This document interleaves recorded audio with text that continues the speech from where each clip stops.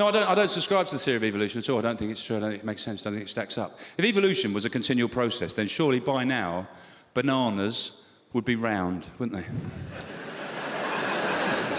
Or straight. I don't know which way they were going. They're either going that way or like that. Maybe going back round the other way. Who knows? Yeah. Frogs would have made their mind up. Lake or land, time to choose. You know?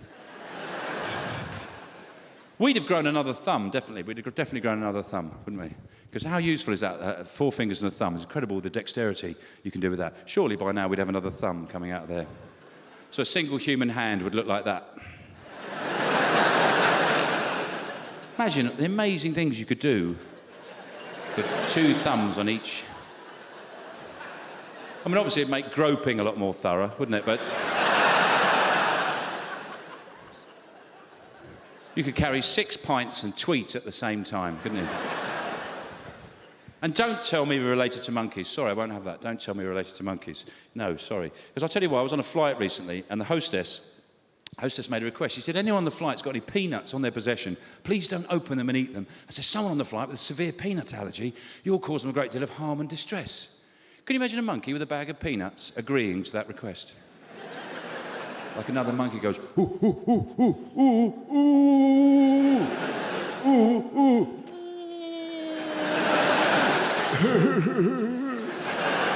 That monkey would do whatever the monkey equivalent of fuck off is, wouldn't it? He'd go, ooh.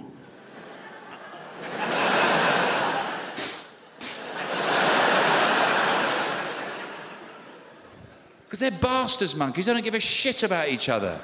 If one monkey's ill, his neighbour doesn't come round and see how he is. He tries to have sex with his whole family. If you could explain Jimmy Savile to a monkey, they'd see him as a role model. Horrendous creatures. We're not related to them. And also, I've never seen an episode of Who Do You Think You Are, which goes right back to the monkey ancestors, so I rest my case.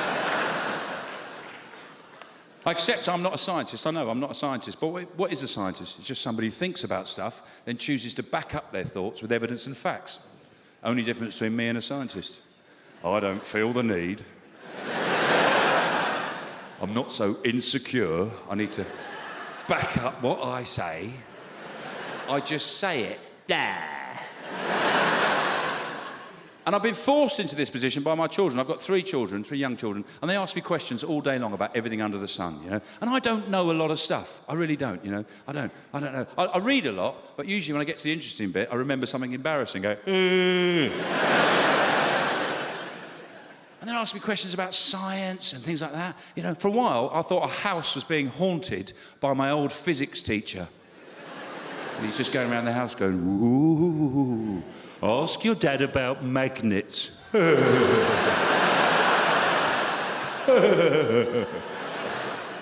Good use of a ghost in a joke, I feel.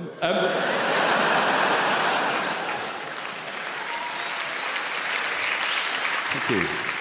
And they'll come up to me and ask me about magnets and gravity. No, I can't explain them. But I don't like saying I don't know beats me, ask your mum. It wears away at my self-esteem. So I just lie. I make shit up, you know. And they'll say magnets. And I go, well, magnets. You know when you go to school in the morning and some kids you're pleased to see, other kids you're not that bothered about. Metal's a bit like that. And they're happy with that, you know. Gravity, oh yeah. You know when an apple falls out of a tree, it creates a force that sends the birds up in the air. Because apples are heavier than birds, as we all know, because birds are made of feathers. Everyone knows that. Solid feather right the way through. And the Earth's got a core. That's right, it's got a core. It's trying to get all the apples back. To make cider for God. That's right, yeah.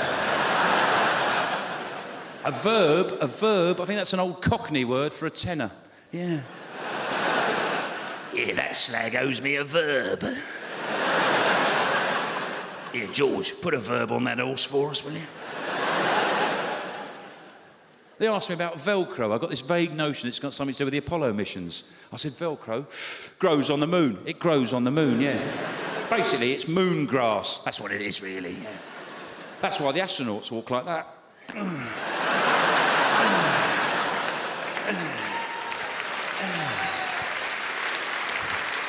So I just don't know. I don't even understand how yoghurt works. I don't understand it. It's off and it's got bacteria, but it's good for you. What the fucking what? Dry cleaning. I've been going to dry cleaners for years. I don't know what the fuck they get up to in there. I don't know. I just go in there, there's a funny smell, I sort of trust them. I don't know what shit you guys are getting up to be honest, I don't want to know.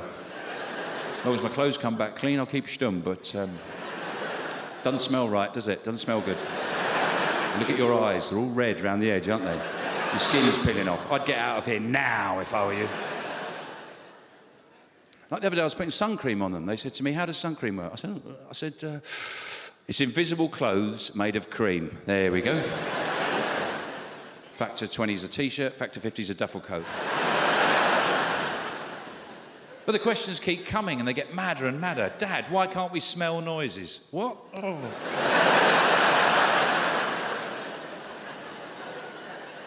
If we could see our face in water, can we drink mirrors? So what I do is I just lie, you know, and it makes me feel better about myself, and I'll save on university fees, you know, so. But there's a theory of parenting that you should never lie to your kids. You know, there is a theory that you should never, ever lie to your children, apart from Father Christmas, the Tooth Fairy, and how hot the food is. You know, it's just... It's fair enough, isn't it? If they've been giving you a difficult day, it's a bit of payback.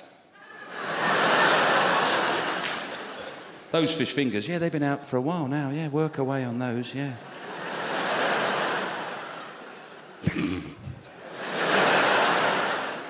It's the new smacking, that's what it is. It's perfectly legal, they can't touch you, I've checked. But there is a theory, apart from that, you should never lie to your kids. Now, I lie to my children all the time. One night I was putting one of my daughters to bed. She said, Daddy, are there monsters under my bed? And I said, yes. Oh, there's terrible monsters under your bed. Oh, you don't want to bump into those fellas. And if you put your feet down on the bedroom floor at any point, they'll reach out, grab your ankles and drag you under the bed. Ooh. And they'll take you off into like a labyrinth of turds and wasps. And he's on duty till 7 o'clock in the morning, 7 o'clock. 7 o'clock. 7. So if you wake up 7:15, just wait 15 minutes before you come and disturb your mummy and your daddy. In fact, I think he's coming on duty now. Oh. Stay on the bed, stay on... get out of it, you... Stay on the... Pass me Mr. Tiddles. Get out of it, you... Stay on the bed, stay on the bed. Good night.